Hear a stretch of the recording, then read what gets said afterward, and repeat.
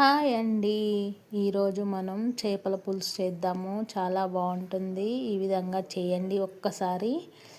నచ్చితే నా ఛానల్ని సబ్స్క్రైబ్ చేయండి, లైక్ చేయండి, కామెంట్ చేయండి. ముందుగా కళాయి పెట్టుకొని అందులో ఆయిల్ వేసుకోవాలి. తర్వాత హోల్ గరం మసాలా వేసుకోవాలండి. దాల్చిన చెక్క, ఇలాచి, లవంగం, షాజీరా, జీలకర్ర, తర్వాత పచ్చిమిర్చి, ఆనియన్స్, కరివేపాకు వేసుకొని ఫ్రై చేసుకోవాలి.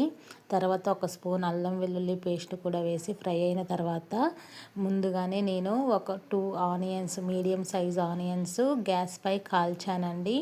అందులోనే కొంచెం జీలకర్ర, కొంచెం షాజీరా, ఒక లవంగము, ఇలాచి వేసి మిక్సీ పట్టి మెత్తగా పేస్ట్లా చేశానండి. ఈ ఆనియన్స్ మగ్గిన తర్వాత ఆ పేస్ట్ను కూడా యాడ్ చేసి ఒక 2 మినిట్స్ మగ్గించాను. తర్వాత ఉప్పు, కారము సరిపడినంత వేసుకోవాలి. తర్వాత మనం ముందుగా క్లీన్ చేసి పెట్టి పసుపు పట్టించి పెట్టిన అల్లం చేప ముక్కలన్నీ వేసి ఒకసారి కలిపేసి మూత పెట్టుకొని లో ఫ్లేమ్లో ఉడికించుకోవాలండి.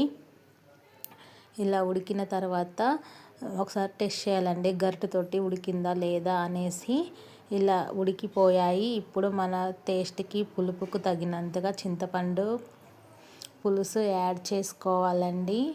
ఇలా చింతపండు రసం యాడ్ చేసుకొని ఒకసారి కలిపేసి మూత పెట్టుకోవాలండి.